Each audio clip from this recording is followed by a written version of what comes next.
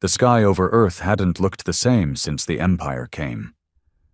Clouds still moved, the sun still rose, but everything felt smaller now. Like the world had been forced to kneel, and the heavens bowed with it.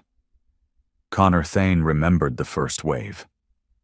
He'd been a systems engineer at Orbital Station G7, one of the hundreds of Earth defense satellites, not military but civilian support.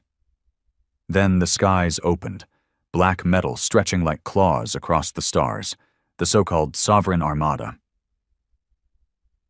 Empire warships shaped like nothing human, no warning, no diplomacy, just demands: submit, serve, assimilate. And when Earth hesitated, barely a week of failed negotiations, they made an example of Tokyo. 22 million dead in less than 6 minutes. Plasma bombardment from orbit. No chance to run, no time to scream, just dust and silence. Connor never saw his wife again, or his son. He only saw fire. Now, 2 years later, Earth was integrated territory 01 Tyne, and humanity was fractured. The global government dissolved after the second wave. Some countries sold out quickly, trading cooperation for survival. Others tried to resist and were slaughtered. Every major city now had a sovereign governor overseeing it. Most humans bowed their heads, worked in the factories, ate what they were given, lived quiet, obedient lives. But not Connor. He hadn't spoken to another human face-to-face in 9 months. Not since he disappeared off the grid after bombing a supply line in the Siberian wastes. He'd watched the outpost burn from a snowy ridge, fists clenched, body shivering, heart dead. That outpost processed fuel cells for the Sovereign fleet. Its destruction was a pinprick, meaningless in the grand scale of the war. But it was the only thing that had made him feel alive since losing his family. Now, deep beneath the Appalachian ruins, inside a forgotten military bunker no satellite could scan. Connor stared at the flickering hologram before him. The map showed sovereign deployment routes, movements, weaknesses. He wasn't alone anymore. Sector 12 relays confirm the east arc of the fleet is pulling back toward Alpha Draconis, said a voice behind him. Female. Sharp. Cold. Their rear flank is exposed. Connor didn't turn to look. They think Earth's pacified. They're wrong. He finally looked up. Across the room stood Marek, once a lieutenant in Earth's orbital defense, now scarred, ragged, but very much alive. Around him, a dozen others sat or stood in silence. Fighters, engineers, smugglers, all of them had lost something. All of them were waiting for someone to lead them. Connor had tried not to be that someone. He didn't care about symbols. He didn't want followers. He just wanted revenge. But here they were. We hit the relay station in orbit, he said, stepping toward the map.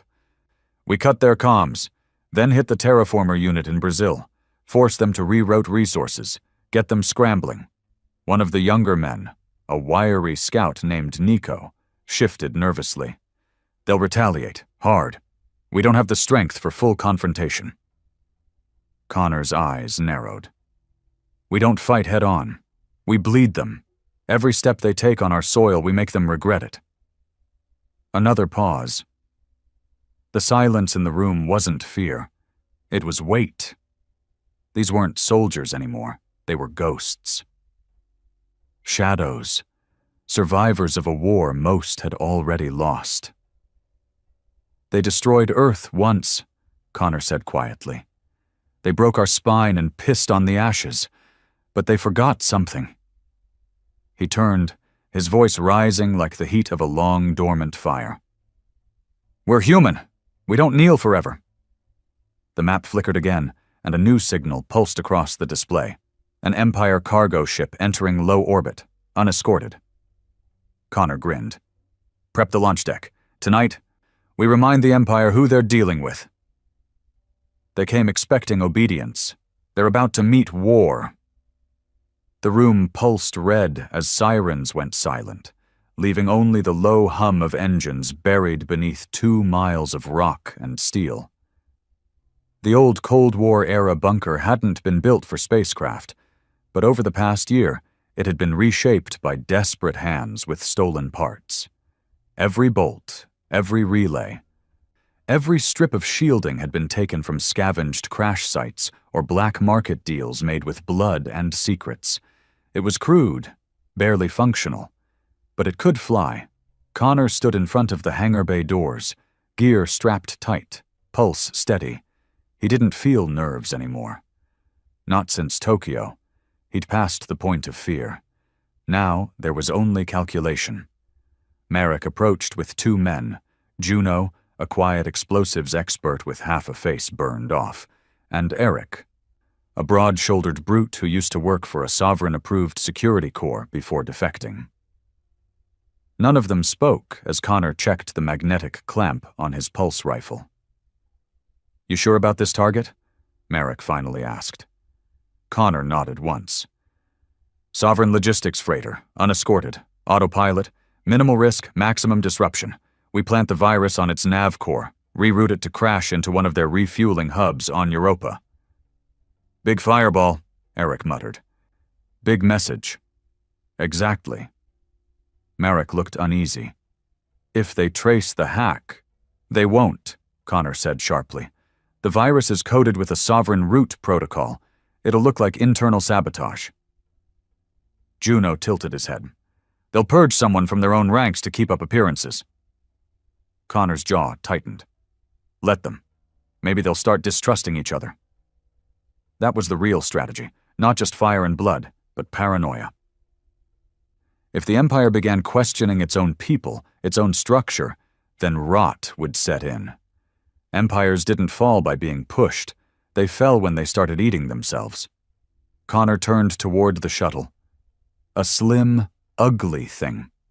A patchwork of hull plating and stealth systems hacked together by dying geniuses.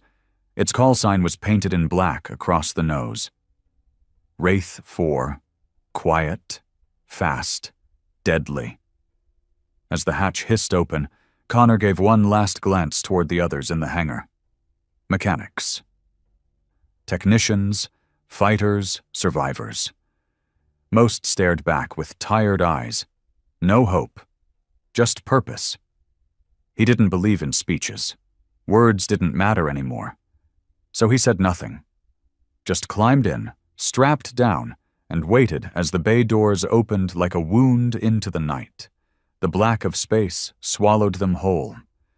The earth spun below, darkened and bruised, cities flickering like dying embers.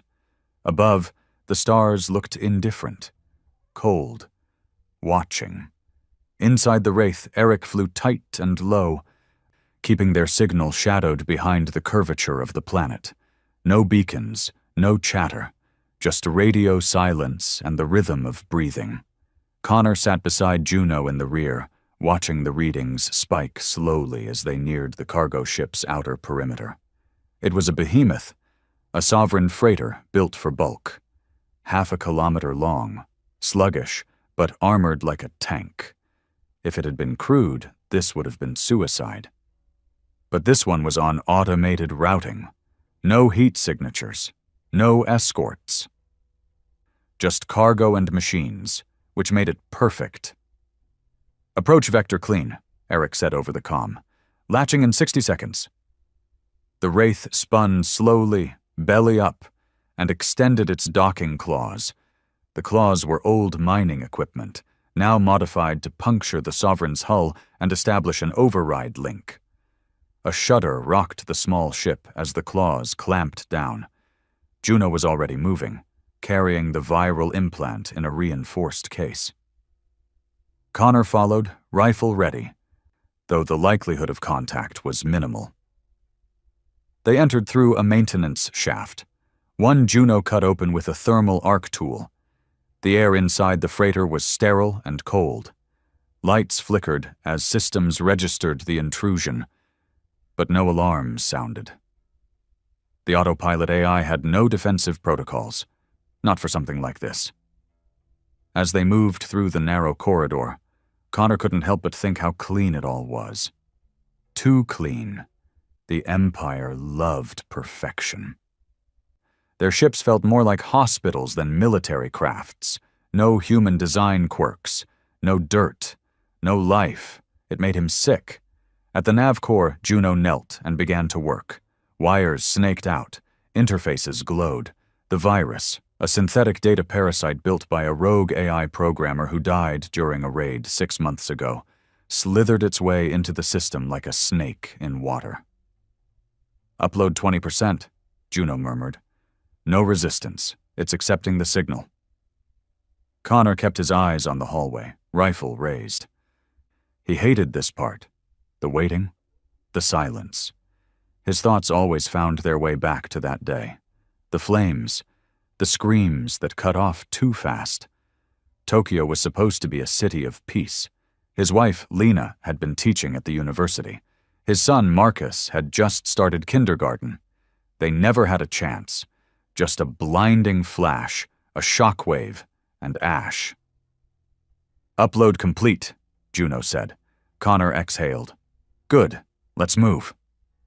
They backtracked through the shaft, sealed it behind them, and disengaged the docking claws.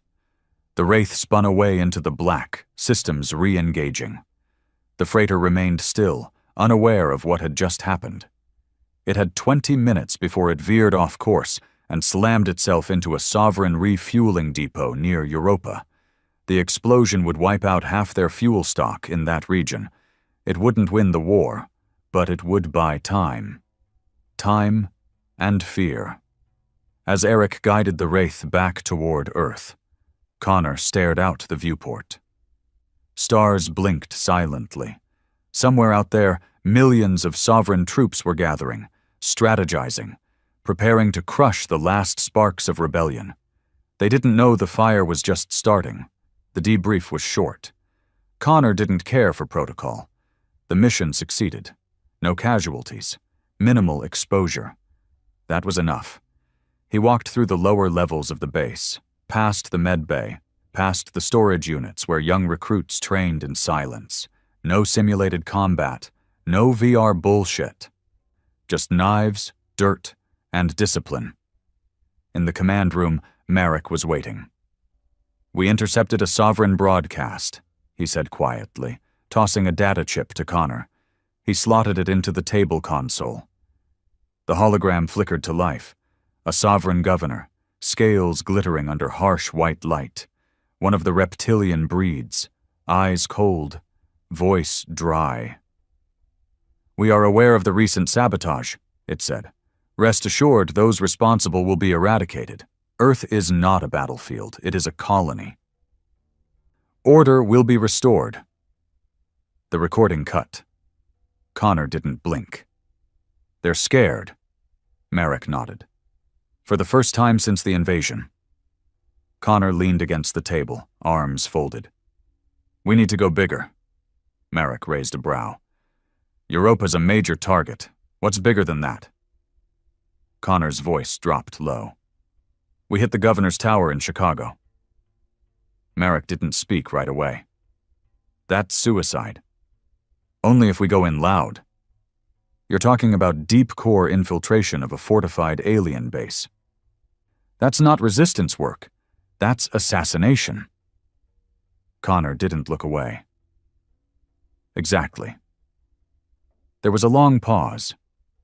Marek stared at him, measuring the man, weighing the madness behind his eyes. Then finally he gave a slow, grim nod. "I'll start pulling files." That night, Connor lay in his bunk, eyes wide open, staring at the steel ceiling. He hadn't slept in 2 days. Maybe 3. It didn't matter. He reached under the thin mattress and pulled out a worn photo, creased, torn, but still intact. Lena. Holding Marcus, both smiling at some park he could barely remember now. His hand trembled slightly as he touched the edge of the picture. "I'm sorry," he whispered. He'd survived when they didn't. He'd kept breathing while their lungs burned. That guilt never left. Would never leave. But maybe Maybe if he could bring this empire to its knees, even just for a moment, it would mean something. He tucked the photo back beneath the mattress and sat up. Tomorrow, they'd start planning the most dangerous mission yet. And if it killed him? So be it. He'd already died once in Tokyo. The morning came without sunlight. In the bunker's war room, surrounded by cold walls and colder eyes, Connor stood before a projection of Chicago. What was left of it? The old skyline still jutted into the clouds, cracked and scorched, but standing. But the city was no longer human. Not truly. Sovereign architecture now impaled it like a parasite, feeding on a dead host. At the center stood the governor's tower, obsidian black, 300 meters tall, impossible angles designed to overwhelm the senses, the symbol of submission, and the beating heart of Earth's control grid. Merrick paced slowly as Connor spoke. This isn't about destruction. It's about disruption. The governor's tower controls the planetary compliance protocols, communications, surveillance, and the neural dampening signals used in the prison sectors. He tapped the base of the tower with a gloved finger. We don't just kill the bastard running it. We take out the uplink core. We burn their voice. Cut their eyes out. Murmurs passed around the room. Skepticism, sure, but also interest. This wasn't another bomb in the snow. This was a dagger to the Empire's throat. How do we get in? Juno asked, arms crossed. Connor brought up a secondary schematic, sourced from old sovereign code leaks, incomplete, but real. There's a cargo route through the lower sectors. Supply drones pass through Gate 12 every 9 hours. Minimal guard rotation. We hide in the shipment crates, ride it through security, and breach from inside the service maintenance levels. Crates? Eric grunted. You want to ride into a fortress in a goddamn box? Connor glanced at him. You want to walk through the front door? No one argued. Merrick stepped forward, dragging a cigarette between 2 fingers. He never lit them, just chewed the end, a nervous tick he hadn't kicked since the Empire melted Berlin. Getting in's one thing, he muttered. Getting out is suicide. The tower's sealed tighter than a vault once security kicks in. We're not all getting out, Connor said plainly. That's not the goal. Silence fell. That was the moment it turned real. No bravado, no heroism, just the brutal math of rebellion. Some would die so others could push forward. Connor continued. 4-person team. Me, Juno, Eric, and Nara. At the back of the room, Nara leaned forward. She was silent most of the time. Mechanic, sniper, ex-prisoner. Rumor was she'd taken out a sovereign enforcer with a shard of glass and a hunger for revenge. Her eyes held no hope, just purpose. We breach the core, Connor said. Juno plants the data bomb. Eric guards the hallway. Nara and I handle the tower level. Once the core goes dark, sovereign units across the continent will lose coordination for at least 3 hours. That's our opening to hit additional targets. Spread the chaos. Merrick looked him over. You sure you're ready for this? Connor didn't answer. He had nothing left to be ready for. Nothing to wait for. The only thing that kept his heart beating was the thought of standing in front of the enemy that had taken everything, and watching them fall. The night before the op, Connor walked alone through the bunker's lower levels, past the generators, past the growing makeshift graves marked only with steel plates and carved initials. He found himself in the firing range. The lights were low, the air reeking of oil and ozone. He picked up a battered sidearm from the bench and checked its chamber. Old Earth tech. Untraceable. He fired once. The recoil barely registered. You ever wonder if we're just prolonging the inevitable? Merrick's voice came from behind. Calm. Low. Connor didn't turn. You think we should just roll over? I think we already lost. We're just dragging the funeral out. Connor finally looked at him. I'd rather die fighting than live like a dog. Merrick nodded. Yeah, me too. He paused. But what happens if we win, Connor? What's left? Connor looked away. I don't know, he whispered. But at least it'll be ours. 6 hours later, they were crammed into shipping crates, waiting to breathe. Inside the box was dark, cramped, and dead silent except for the soft hum of the lift system. Connor could feel Eric's presence behind him, shoulder to shoulder, breathing steady. Juno sat cross-legged, tapping into the encryption feed with a miniature pad, watching the signal interference in real time. They'd boarded the drone transport near Old Detroit, piggybacking a scrap shipment of synthetic fuel. The crates were coded to sovereign inspection tolerance, thanks to Merrick's stolen access key. But if a single number was off... The crate jerked as it moved. They were inside. Connor's body tensed, instincts screaming.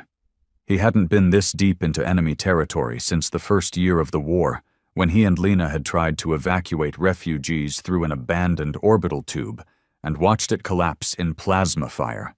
No orders, no rescue, just the Empire's idea of diplomacy. The crate hissed. Then light spilled in. They were in a supply hold, dark, cold, and automated. No guards, just drones humming along rails. Juno moved first, quiet, fluid. He scanned the area, nodded once, then moved toward the access panel near the maintenance tunnel. Connor followed, rifle raised, heart pounding in his ears. It wasn't combat yet, but it was close. Once they crawled through the vent shaft and dropped into the maintenance corridor, the walls changed. They weren't just metal, they were alive. Wires pulsed like veins. Surveillance orbs floated quietly through the air, scanning without emotion. "Remember," Connor whispered, "no noise unless we have to." They moved in staggered formation. Eric took the rear, Juno in the center with the data bomb strapped to his back.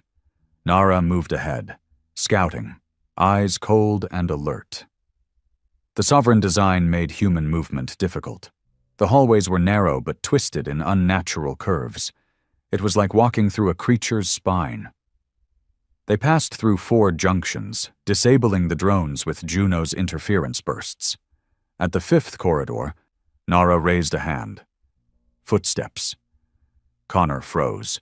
A sovereign patrol. 3 soldiers, tall, skeletal figures in silver armor. Their weapons were arc lances, deadly up close and far worse at range. Nara turned, raised 2 fingers. 3 targets. Connor nodded. They waited behind the corner, timing each breath. As the soldiers passed, Connor stepped out fast and silent. Blade first. The first alien never had a chance. A wet snap. The second raised its weapon, but Nara's suppressed sidearm barked once. The third turned, and Eric crushed its head with a steel pipe he'd pulled off a wall panel. It was over in seconds. Connor stood over the bodies, breathing heavy. No alarms. They dragged the corpses into the vent and kept moving. The uplink core chamber was unlike anything human.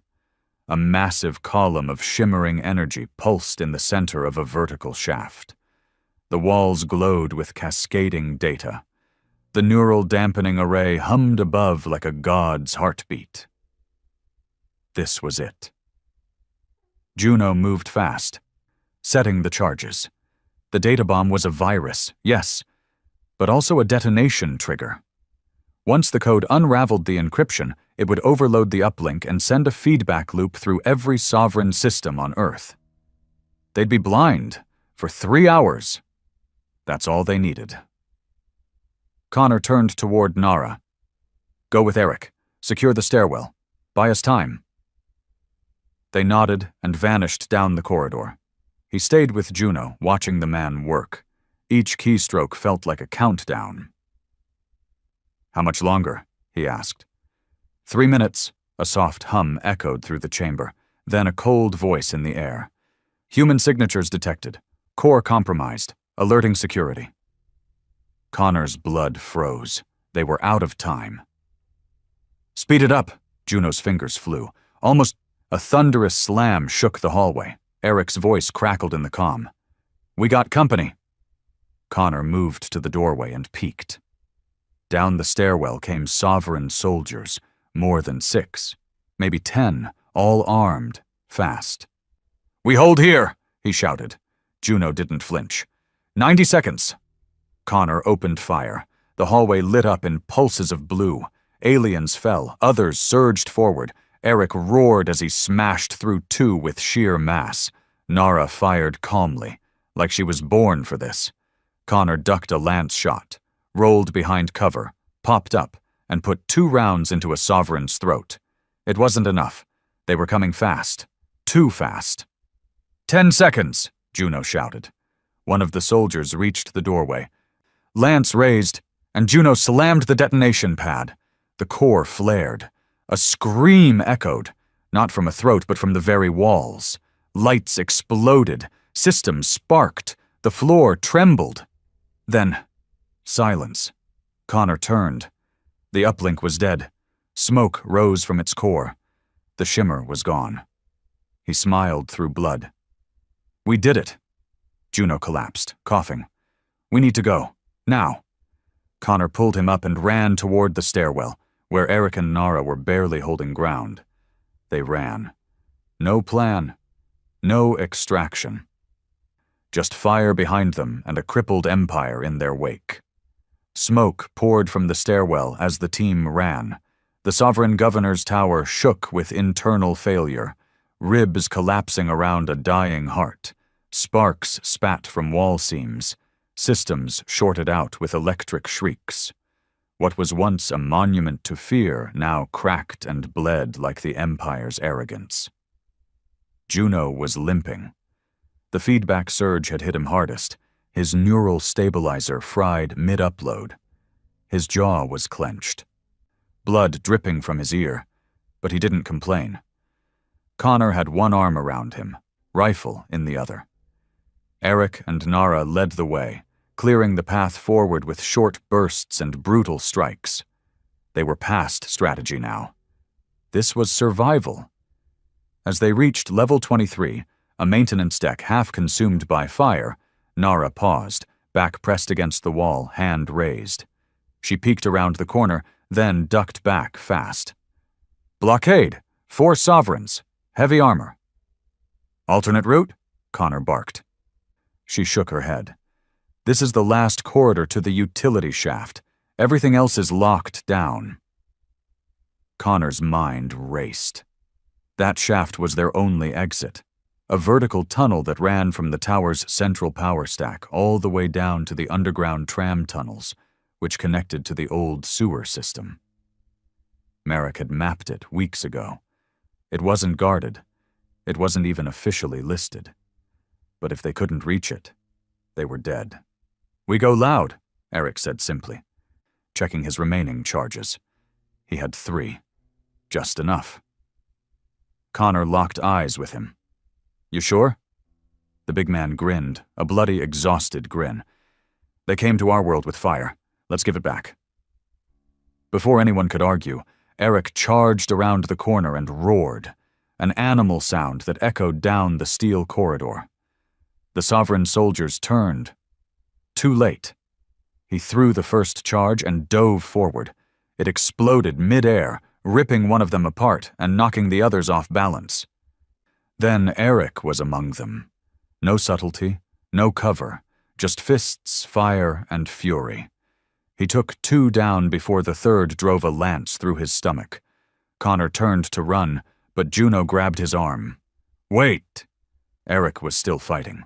He tore the lance free, screamed, and shoved his last charge directly into the sovereign's chest. The alien tried to pull back, but Eric held him tight. "Tell your emperor I said hi," he hissed. The hallway lit up with a white-hot blast. The shockwave knocked them off their feet. The walls buckled. Smoke swallowed everything. When it cleared, only ash and metal remained. Eric was gone. Connor forced himself to his feet. His hands were shaking. His chest felt hollow. No time to mourn. Not here. Not now. He led them through the charred corridor, over scorched bodies, and toward the shaft. They pried the grate open and slipped inside. It was tight, narrow and vertical. Metal rungs led downward into darkness. Juno went first, one-handed. Connor followed, rifle slung. Nara took the rear, covering them. Down and down they climbed. The farther they descended, the cooler the air became. The light grew dimmer.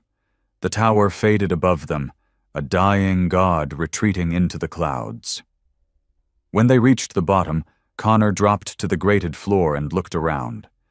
The tunnel ahead was wide, built decades ago to ferry maintenance trams during Earth's golden age. Now it was flooded in parts, rusted in others. But it was untouched by sovereign occupation, hidden in plain sight.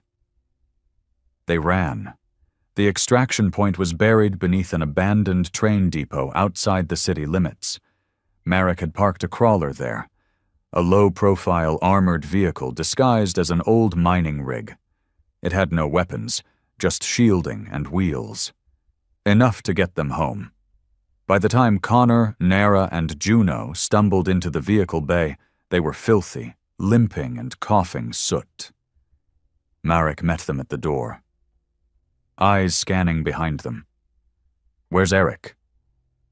Connor didn't speak, just gave a small shake of the head. Marek looked down, bit his lip, nodded once. Then he opened the crawler and ushered them inside. The ride back was silent. Juno passed out halfway through, feverish and pale. His neural damage was worse than expected. Connor held pressure to his wound, keeping him awake long enough to stabilize his vitals with the last stim they had. Nara sat across from him, arms crossed, face blank. She hadn't said a word since the blast. Her face was smeared with ash and blood, and her right eye had swollen shut. Connor looked out the window as the landscape passed. Ruins, skeletons of buildings, burned fields. Earth wasn't healing. It was surviving, barely. The bunker received them like returning ghosts. Doctors rushed to take Juno. Mechanics swarmed the crawler. Soldiers who'd barely spoken to Connor before now stood aside in silence as he passed, some with clenched fists, others with hollow eyes. They knew what this mission had cost. Inside the war room, Marek lit a cigarette for real this time. No chewing, just fire and smoke. "We intercepted multiple sovereign distress calls," he said. "The core is dead. Coordination systems offline. Security protocols corrupted." He looked up. "They're blind, Connor. You did it." Connor nodded, sat down, rubbed his face with blackened hands. He didn't feel victorious, just tired. "So what now?" Marek asked. "We move," Connor said. "Fast, while they're bleeding." Marek nodded slowly. "I've already got strike teams hitting data centers in France, orbital relays in Argentina, and supply lines in the east, but they'll adapt soon." Connor looked him in the eye. "Then we hit them again, harder, until there's nothing left." Marek blew out a long stream of smoke. "You're turning into what they fear the most." Connor didn't respond. Maybe he already was. That night, Connor sat alone in the engine room. A quiet corner where the heat kept the cold out and the machines hummed like lullabies. He pulled the photo from beneath his armor, creased and fading. Lena. Marcus. He stared at their smiles for a long time. "I made them hurt," he whispered, "but it's not enough." He thought of Eric, his last words, his grin, the fire. Connor had led them into the heart of the beast, and they'd won, but at a cost that bled deeper than flesh. He leaned back against the wall, eyes heavy. Sleep came like a thief, dragging him into memories too painful to stay awake for. Meanwhile, across the planet, the sovereign empire reeled. The Chicago uplink wasn't just a communications tower. It was symbolic, a declaration of dominance. Now it was a crater. In the vast command halls of the Empire's lunar control ship, the Sovereign High Warden stared at a blank data stream with his 7 eyes narrowed in rage. He turned to his subordinates. "How many of them are left?" "We don't know. The human network is fragmented, spread across old cities and underground ruins. They adapt unpredictably." The warden's mandibles clicked. "They are vermin." He stepped forward. "Then it is time to cleanse the nest." He activated a new protocol, one not yet used on Earth. Project Oblivion. Back in the bunker, as dawn broke in burnt orange lines across the broken horizon, Merrick approached Connor in the mess hall. "Word's spreading," he said. "You've become the face of the resistance." Connor shook his head. "I'm no symbol." "Doesn't matter. Symbols don't ask permission." Connor drank his black coffee. No sugar, no milk, just bitter and hot. "We need to hit the lunar link next," he said. Marek blinked. "That's insane." "They're sending reinforcements from there. Once they adapt to the blind strike, they'll coordinate from orbit. We need to cut the head off the snake." Marek leaned in, serious. "You know they'll throw everything they have at us now, right?" Connor smiled bitterly. "Let them." Connor had stared at many maps in his life. Battle maps, surveillance overlays, colony blueprints. But none of them ever made him feel like this. The hologram in front of him displayed the Sovereign Lunar Control Array, a sprawling fortress built into the dark side of Earth's moon. It wasn't just a command hub. It was a superstructure, part station, part weapon. It pulsed with power stolen from 10 conquered systems, feeding an empire that treated Earth like a training ground for tyranny. This was where they coordinated global suppression, where orbital strikes were authorized, where Earth's fate was decided from a distance, behind steel and starlight. And Connor Thane was going to burn it down.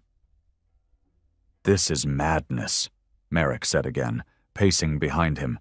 "We're not talking about a tower anymore. This isn't Chicago. This is the moon. They'll see us coming the moment we leave orbit." "They would," Connor said, "if we go through orbit." Merrick stopped. "You've got something." Connor tapped a new projection. "There's a maintenance tunnel beneath the structure. Old mining shaft from when the Empire first carved into the rock. It's been sealed for decades, until 2 days ago, when our Russian scouts picked up seismic movement. They reopened it to install new gravity compressors." "You want to sneak in through a tunnel under a base on the moon?" Marek asked flatly. Connor didn't smile. "Exactly. And how the hell do we get there without tripping every sensor from here to Mars?" Connor pulled up another diagram. "A stolen Sovereign shuttle, coded with a ghost signature, the same ship Juno hacked from the Europa skirmish before he passed out. It was listed as destroyed. It's not. We just finished rebuilding it." Marek looked at him, then at the crew list displayed in red beside the schematic. 4 names. Connor Thane Nara Krylov Briggs, crossed out Juno, hospitalized underneath. 2 names marked as unconfirmed. "You'll need a pilot," Marek muttered. "I've already chosen one." Connor found the pilot in the hangar's far corner, hunched under the wing of the stolen shuttle, goggles smeared with grease and oil. His name was Renner, a bitter ex-cargo hauler who once ran weapons for the Empire before defecting when they burned his outpost just for sport. He wasn't a hero. He wasn't even loyal. But he could fly. "You're volunteering me, huh?" Renner said as Connor approached. "Should have known. I finally fixed this bird, and you want me to fly it into the mouth of hell." "You want revenge," Connor said. "Here's your chance." Renner scoffed. "You say that like revenge is satisfying." Connor didn't flinch. "It's not." "But it's necessary." Renner stared at him for a long second. Then he dropped his tool. "I'll fly." By nightfall, the team was assembled. Connor, the spear point. Nara, stealth and precision. Renner, pilot and improviser, Thorn, last-minute addition, demolitions expert, former sovereign enforcer turned traitor. Built like a tank, carried pain like a religion. They loaded onto the shuttle in silence. No fanfare, no flag-waving speeches. Just the soft hiss of airlocks and the cold embrace of a stolen war machine. As they lifted off from the Earth's surface, concealed by atmospheric distortion and interference pulses provided by Merrick's tech team, Connor stared out the viewport. The planet looked fragile, wounded, but still alive. It deserved more than slavery. The journey to the moon took hours. The shuttle stayed dark, drifting between satellite shadows, powered only by backup cells to avoid detection. Every bump, every fluctuation made the cabin tense. Once we breached the shaft, Connor briefed them, we split into 2 teams.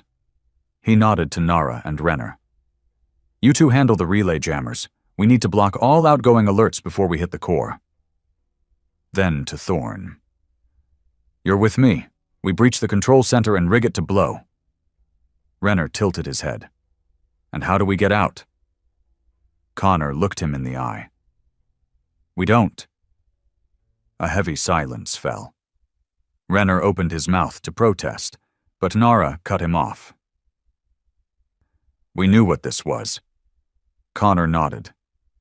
We disable their command array, cripple their planetary control, and give Earth a real chance to rise.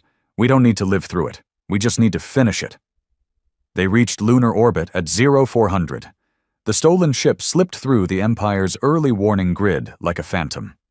The mining shaft, long buried beneath centuries of dust and neglect, loomed like an open wound on the moon's surface. The shuttle set down half a kilometer from the entrance. They moved fast. Lunar gravity made each step lighter, but the air in their suits was thin and time was short. Thorn pried open the sealed hatch with an industrial arc cutter. The old alloy gave way with a metallic groan. Inside, the shaft was narrow, cold. The walls were etched with old Empire symbols, before the Empire grew arrogant, back when it still feared rebellion. Nara led the way, rifle raised. Her movements were ghost-silent. Behind her, Renner carried a jammer coil almost as large as he was. Connor and Thorn brought up the rear, each carrying explosives and EMP mines. After 30 minutes of descent, the shaft split. Jammer uplink is east, Nara whispered. Control center is west. They split. Connor and Thorn moved fast, bypassing maintenance doors, crawling over power conduits, ducking under camera clusters that no longer blinked. Proof the uplink strike from Chicago still had reach. The air grew thicker as they neared the center. Then they saw it. The command nexus. A circular room bathed in red light, filled with floating data streams. At its core was the Sovereign Overseer, a towering alien encased in chrome armor, his face hidden behind a mask of polished steel. Around him, 2 attendants floated silently, connected to neural webs. We do this quiet, Thorn whispered. But it didn't stay quiet. The door creaked. The Overseer turned. A mechanical voice echoed. Human intruders! Connor didn't wait. He shot the nearest attendant through the throat and dived left as plasma bolts sizzled past him. Thorn charged forward, screaming, and tackled the second attendant into a console, smashing it to sparks. The Overseer rose into the air, his limbs elongating, his armor flaring with electric energy. He was not just a commander, he was augmented. Connor emptied his rifle into the floating monster. The rounds sparked harmlessly off his shield. The Overseer struck back, a kinetic wave that slammed Connor against the wall, cracking his ribs. Thorn roared, grabbed an EMP charge, and hurled it with everything he had. It latched onto the Overseer's spine and detonated. The room flickered. Lights died. The overseer crashed to the floor with a mechanical shriek, spasming. Connor crawled over, shoved a charge into the control core beneath the floor, and activated the fuse. Thorne was bleeding from the mouth, half-conscious. "You good?" Connor asked. Thorne nodded once. "Finish it." Meanwhile, in the relay chamber, Nara and Renner encountered their own nightmare. A patrol drone had survived the system's blackout. It launched the moment they breached the relay door, spinning blades and plasma eyes. Renner was thrown against the wall. Nara dodged left, rolled under a burst, and fired 3 precise shots into its optic. It didn't stop, but it hesitated. Renner, bleeding and furious, screamed and rammed the jammer coil into the drone's reactor. The explosion lit the tunnel in blue fire. Both Nara and Renner were thrown back. She woke up seconds later, coughing blood, helmet cracked. But the relay was silent. Dead. Back in the Nexus, Thorne was fading. Connor dragged him to the shaft, slung his arm over his shoulder. "You're not dying here," Connor growled. But Thorne shook his head. "Leave me. Finish it." Connor didn't want to lose another man. But time was out.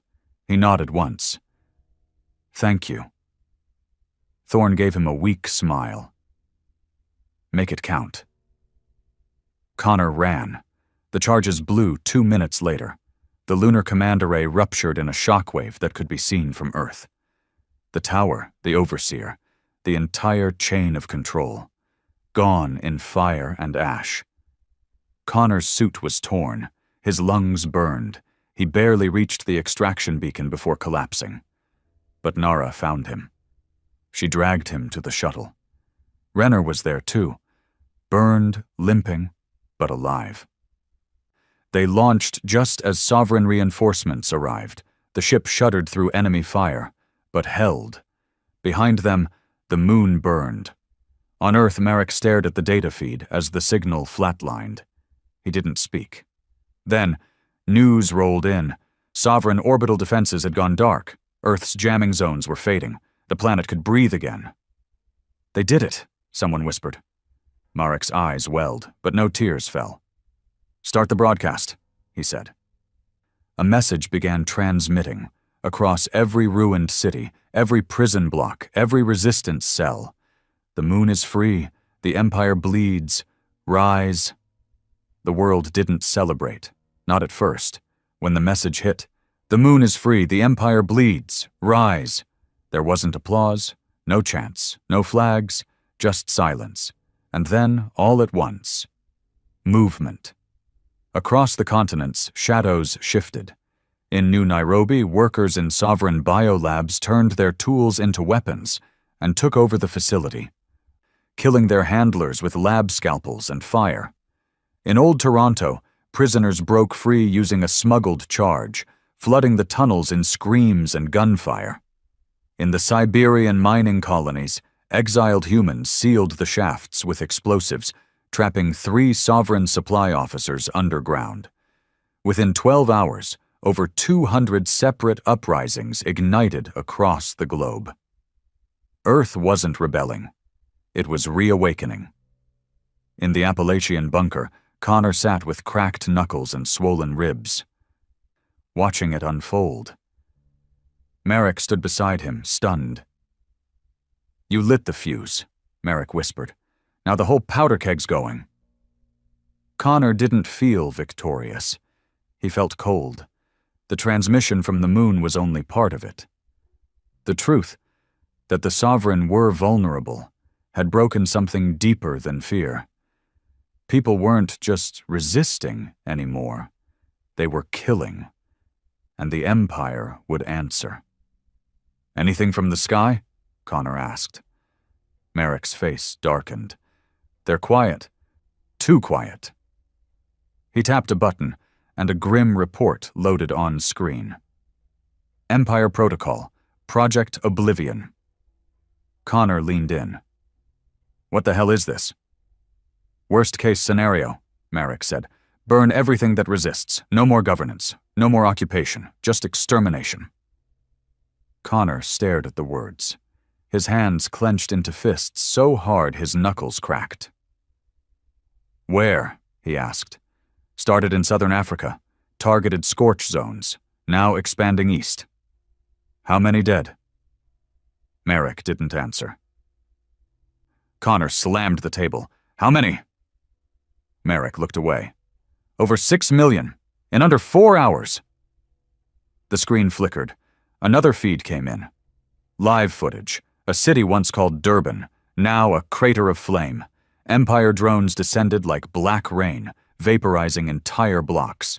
There was no warning, no evacuation, just heat and silence. Connor stood up, shaking. "This isn't war anymore. It's slaughter."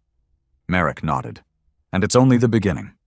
If we don't break their offensive line before oblivion spreads continent-wide..." Connor didn't need the rest of the sentence. Earth would be ash. Hours later, in the war chamber, resistance commanders from all over Earth flickered into focus via hololinks.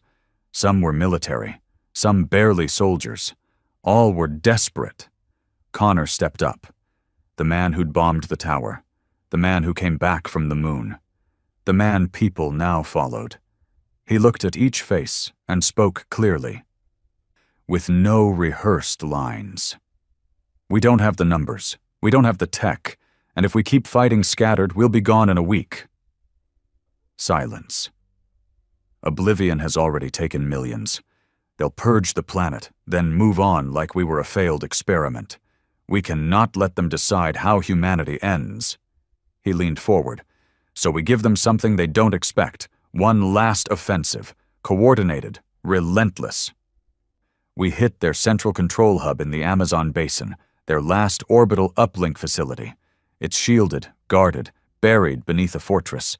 But if we take it down, we shut off their last connection to the fleets. The Oblivion command codes go dark." A grizzled rebel leader from Cairo barked. "And how the hell do we breach a fortress like that with sticks and bullets?" Connor didn't hesitate. "We don't storm it, we crack it, from within." He tapped his pad, projecting a sovereign uplink schematic stolen weeks ago. "We found a hole, a pressure valve built into the coolant system that feeds the planetary AI. We overload it, massive power spike. It'll cook the system from the inside, disable the uplink, and with that, we cut Oblivion's leash." Another rebel spoke. "You're saying the AI burns, and the orders die?" Connor nodded. "I'm saying we rip their heart out." Murmurs across the feed. Then the Cairo commander grunted. "What do you need?" Connor looked into the camera. "Everything you've got." In the days that followed, the world went underground. Convoys moved by moonlight. Fighters traveled across oceans in stolen freighters. Weapons were salvaged from ruins, built in basements, or scavenged from fallen sovereign corpses. The plan was madness. Hit the Amazon hub with 3 strike teams, each converging from different directions, all timed to the second. Connor would lead Alpha Team. Straight into the main coolant shaft. Nara and Renner, barely healed, would run Beta Team, striking the uplink relay and jamming reinforcements. Charlie Team, an alliance of Eastern European resistance fighters, would create a false breach, drawing the Empire's attention away from the real incursion. If it worked, Oblivion would be decapitated. If it failed, the last resistance strongholds would be bombed before nightfall. 2 nights before the strike, Connor sat by a campfire in the jungle outskirts, helmet in his lap, fingers wrapped around a battered flask. Nara approached, quiet. "You're not sleeping." "Can't," he said. She sat beside him. He glanced at her. Her face was marked by bruises and soot, her right eye still swollen. She looked as tired as he felt. "You think we'll make it?" she asked. Connor hesitated. "I think we've already lost too much to stop now." Nara nodded. They sat in silence for a long time. Then she said, After this, if there's still a world left, what then? He didn't answer for a while. Then quietly, then we start over. Without them. The day of the strike came wrapped in gray clouds and tension. Alpha Team moved through the jungle on foot, every step deliberate. Sovereign scout drones flew overhead, their buzzing blades slicing through the canopy. But jamming signals from Beta Team masked the human signatures, just long enough. When they reached the coolant shaft, Thorne's replacement, an ex-miner named Drex, set the charge. Connor looked down the black tunnel, steam rising from the depths. "Once this goes, everything above collapses," Drex said. "Good," Connor replied.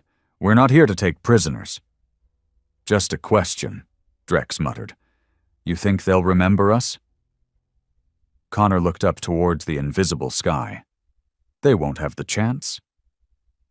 Inside the shaft, everything reeked of chemical rot and scorched metal. Sovereign engineers scurried along rails, unaware of the human ghosts moving through their fortress. Connor's team cut down 15 of them before alarms triggered. Too late. Drex activated the spike.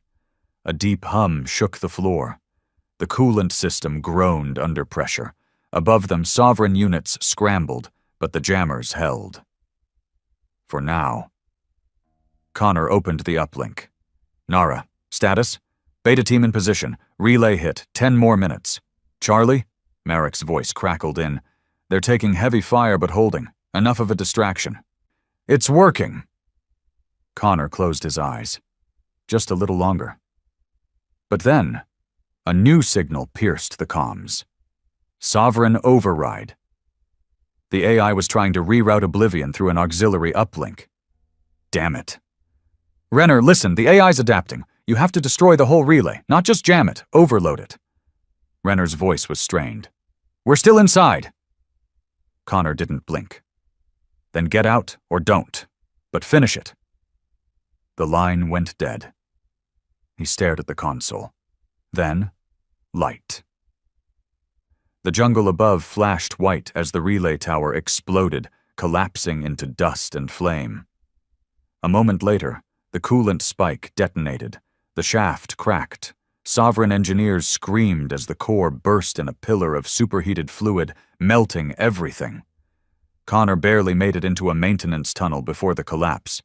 He crawled for minutes, ears ringing, lungs burning. Then, silence. Real, true silence. The AI uplink was gone. Project Oblivion was offline. That night, fire stopped falling from the sky. Orbit went dark. Drones fell from the clouds like mechanical rain. The Empire didn't leave. But they stumbled, disoriented, blinded. Humanity had bought time, and time was all a species like theirs needed. Time to regroup, time to strike, time to rebuild. Connor emerged from the tunnel at dawn. His arm was broken, his left leg barely moved, but he lived.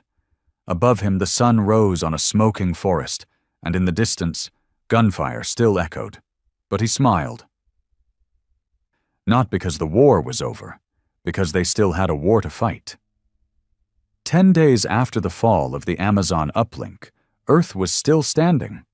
More than standing, it was fighting back. Sovereign patrols vanished from cities they'd once dominated.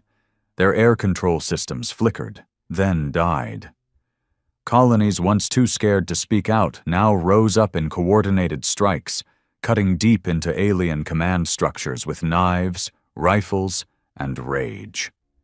For the first time in years, Earth was no longer a prison. It was a battlefield, and humans weren't the prey anymore. But victory came with a strange silence. No orbital response, no retaliation fleets, no new ground incursions. The Sovereign had gone quiet. Too quiet. Connor stood inside the Resistance's new mobile command unit, a repurposed armored train crawling through the underground metro lines beneath what was once São Paulo. Makeshift screens flickered with intel from surviving satellites and ground drones. Merrick stood nearby, arms folded. "They're collapsing," Merrick said, watching as more reports rolled in. "Or regrouping," Connor replied. "Empires don't just vanish." Merrick pointed at a series of intercepted internal transmissions, fragmented sovereign signals, scrambled, disordered. "They're not just retreating, they're turning on each other." Connor narrowed his eyes. "You're saying they're fighting themselves?" Merrick nodded. "Chain of command broke when we fried the uplink." Now every local sector commander's fighting for control. They were never unified by ideology, just hierarchy. Cut that, and the snakes start biting each other. Connor absorbed that in silence. "Then the real war's starting," he said finally. But with the Empire's grip loosening, something new had started to grow. A tension within the resistance itself. Small factions, once united by survival, now began to drift. Some saw the opportunity for power. Others, freed prisoners, ex-militants, warlords, wanted revenge, not freedom. And some began whispering that Connor himself was becoming a liability, too driven, too focused, too willing to sacrifice lives to win. One of those voices was sitting across from him now, sipping from a chipped mug like they weren't arguing over the soul of the planet. Captain Rice, ex-Special Forces, led a faction called Red Sky, well-armed, well-organized, and increasingly independent. "We've shed enough blood," Rice said calmly. "The Empire's falling. Now we need to consolidate. Build." Connor didn't look up. He was staring at the map. "There's still sovereign strongholds across half the planet, which will collapse without us doing anything. Let them rot." Connor's tone was flat. "They'll regroup, find order. That's what empires do." Race leaned forward. "No, that's what you think. You want this to keep going, because if it ends, you don't have a place anymore." Connor looked up slowly. His eyes weren't angry, just tired. "You trying to threaten me, Captain?" "I'm trying to protect what's left of humanity, and right now you're a symbol thane. Symbols are dangerous when they stop serving the cause." Connor stood up. "You want to vote? Go ahead. But you're not taking this from me in a backroom deal." Rice smirked. "You think you can keep leading after the next few cities fall? You think these people are going to follow a man who leads them into another 10-year war?" Connor stepped closer. "I don't care if they follow me, but I will make sure this world doesn't belong to those alien bastards ever again." That night, the resistance base was hit. A precision strike. Not by sovereign forces, but by humans. The blast tore through the west wing of the metro system, killing 19 resistance fighters, including 2 engineers who were coordinating civilian evacuations. Connor woke to fire and screams. He ran through the collapsing corridor, grabbing anyone he could carry, dragging them through the smoke. Merrick found him near the generator room, coughing blood. "They breached the outer tunnels with mining charges," Merrick said, pale. "Knew exactly where to hit. This wasn't sovereign." Connor's jaw tightened. "It was Rice." "They left a signature," Merrick said, handing over a tablet. On the screen was a symbol, a crimson sun dripping into a mountain range. Red Sky. Connor's heart felt like it dropped into ice. "They've declared open war," Merrick muttered. "Not on the Empire, on us." By morning, Rice's men had seized 4 supply lines in South America and bombed a former sovereign relay tower still under resistance occupation. He broadcast a message across all rebel channels. "The war is over. Those still clinging to bloodshed are no better than the Empire we fought. If Connor Thane continues his campaign, he does so as a warlord, not a liberator. Red Sky offers peace, security, structure. Join us. Or fall with him." The betrayal cracked the movement like a fault line. Some smaller cells defected immediately. Tired of war, tired of Connor's endless fire, others stayed loyal, but the fracture was growing. Connor sat alone in the wreckage of what was once the underground briefing hall. He stared at a cracked wall where, weeks ago, they'd spray-painted the words, "We fight so others don't have to." Now it felt like a lie. Nara approached, bandaged and exhausted. She sat next to him. "He's gaining ground," she said. "We lost 2 more units in Panama. He's promising safe zones, food, medical access." Connor didn't answer. "You can't fight a civil war and hold back the Empire," she said softly. "I'm not going to fight him," Connor said, voice hollow. She looked at him. "You're not?" He turned to her, and for the first time, his face showed something besides steel. "I'm going to end him." 3 days later, in the burned-out shell of La Paz, Connor stood before a dozen commanders from the remaining loyalist factions. Some old, some young, some missing limbs. All of them had followed him through hell. He laid out the plan. Rice isn't interested in unity. He wants power, and he's willing to kill humans to get it. That makes him no different than the sovereign. No one spoke. Then an old woman with a prosthetic leg, a former schoolteacher turned sniper, nodded. "You want to kill him, do it loud." Another nodded. "Make him fall like the rest, so no one follows another damn tyrant." Connor didn't take a battalion. He took 6 fighters, loyal to the core. They infiltrated the Red Sky outpost near what used to be Quito, under moonlight and wind. Inside, Rice held a celebration, a feast, a broadcast, dozens of men cheering his leadership. Connor didn't wait for a speech. He entered the main hall with a rifle in one hand, a detonator in the other. Red Sky soldiers turned, stunned. Connor's 6 surrounded them. No shots fired, until Connor walked to the stage. Rice was there, drunk, armed, smiling. "Connor," he said, "you look tired." "You look comfortable," Connor replied. "Bet you think this is over." Rice spread his arms. "It is. The people chose peace." "No," Connor said. "They chose survival, and they'll get it, but not under you." He raised the rifle. Rice didn't flinch. "Kill me, and you make me a martyr." Connor didn't blink. "You're already a traitor." He shot him once in the chest, then again in the head. The room exploded into chaos, but no one fought back. They just watched. And then some knelt, not in worship, in surrender. Connor stood over Rice's body, looked at the blood, looked at the people, and said loud enough for every speaker to carry, "This war ends when the last sovereign is off our soil, not a day before. If you're not ready to finish what we started, walk away now." No one moved. That night, Connor returned to the command train. Merrick looked up as he entered. "Civil War's over?" he asked. Connor dropped the bloodied rifle on the table. "For now." "What about the Empire?" Connor looked out the viewport, where the stars hung like judgment. "They're next." 1 month later, the sky over Earth finally bled black. The last of the sovereign fleet had arrived, not to occupy, not to govern, but to eradicate.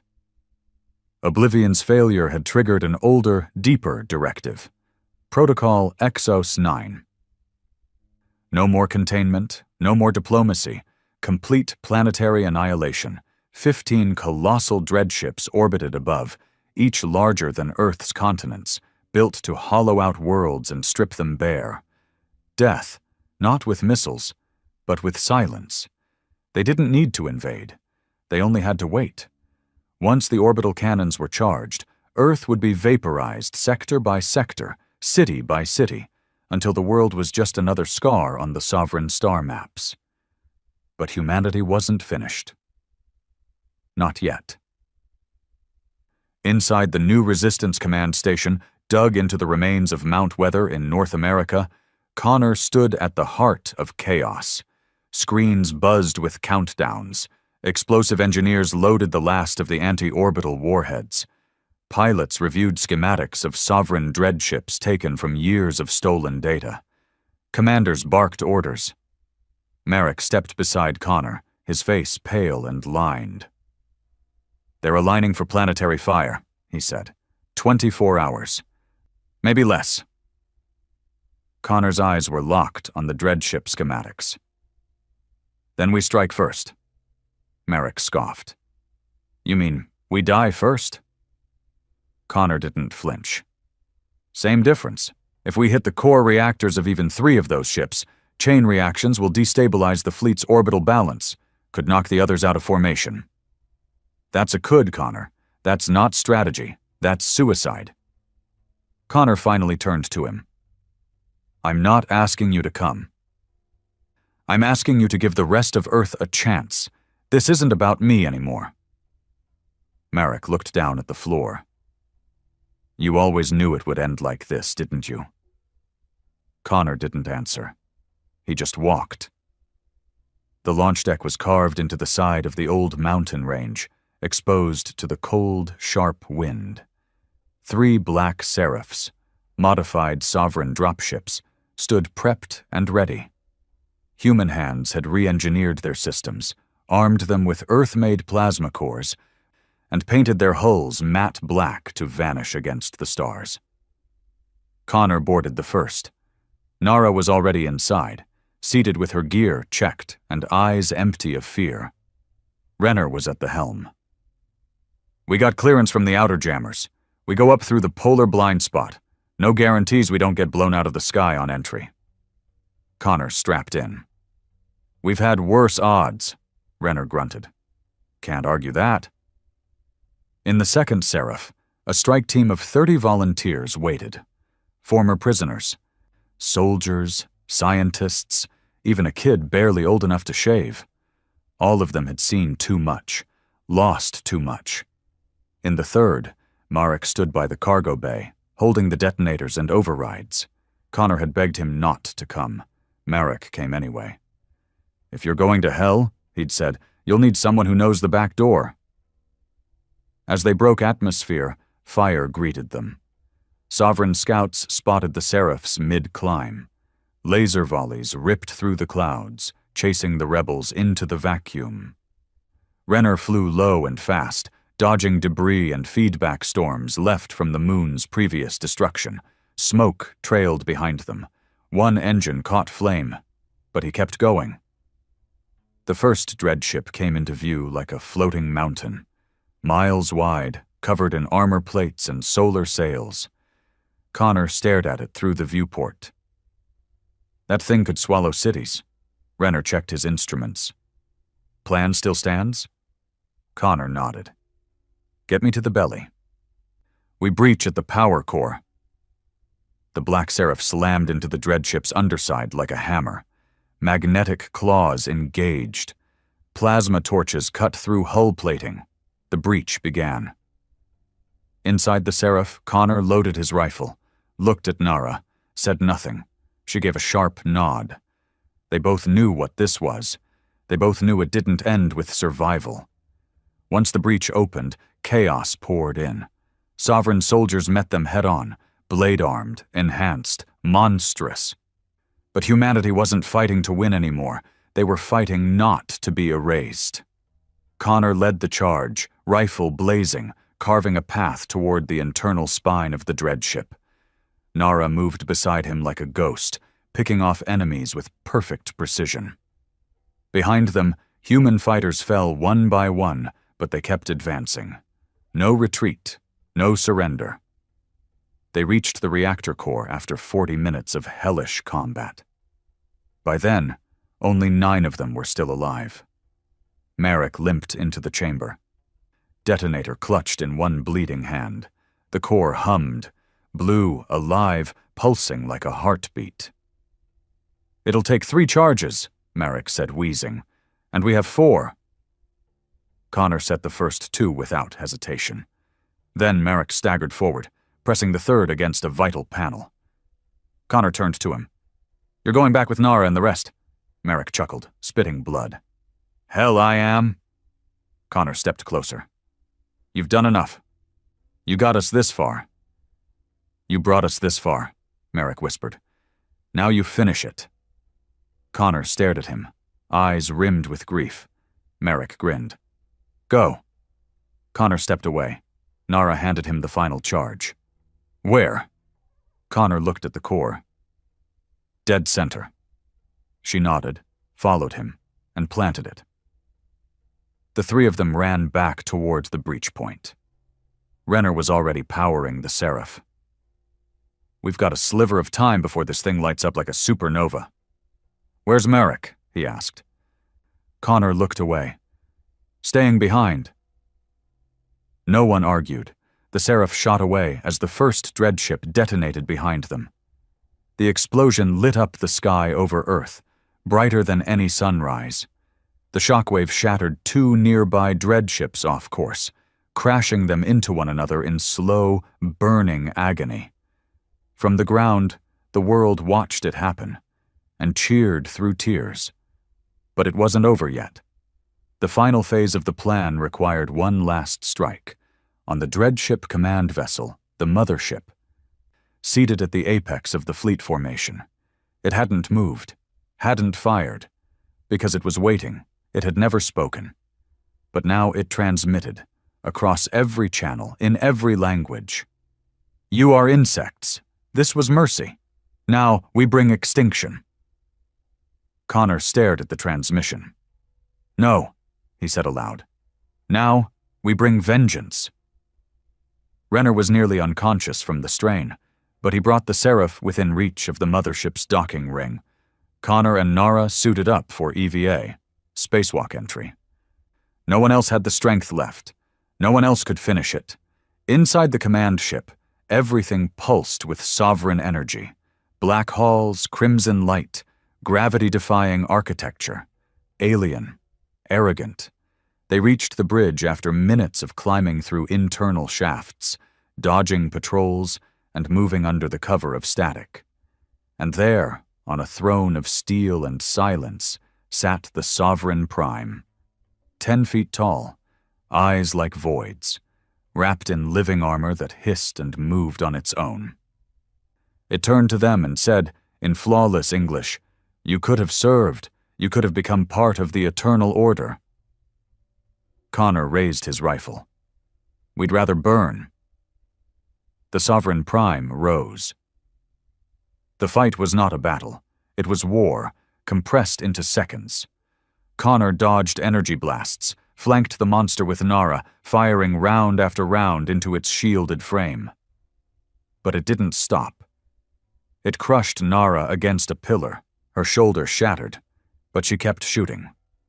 Connor screamed and drove a plasma blade into its throat. It roared, flung him back. He hit the ground, blood in his mouth, bones cracked, but he pulled the detonator, held it high, and pressed it. The mothership erupted in flame. The core melted, the throne shattered, and the Sovereign Prime was no more. From orbit, Earth saw the last dreadship fall like a dying star. The sky went dark. The war was over. Days later, in a makeshift recovery base near the shattered remains of the Amazon fortress, the people waited, for a voice, for a face, for a sign. Then, a single transmission cut through the static. Connor Thane, bandaged, broken, alive. His voice crackled with exhaustion. "We are not property. We are not a broken species. We are human. And we are free." Epilogue. Years passed. The skies healed. New cities rose from the rubble, quietly, slowly, beautifully. No more empires, no more towers. Just people, rebuilding. And somewhere, far from power and politics, a man named Connor Thane walked alone through the ruins of Tokyo. He stood in a park, a place that once held laughter. He held a photograph in one hand. Lina, Marcus, and he whispered, "I kept my promise." The wind answered, and humanity endured.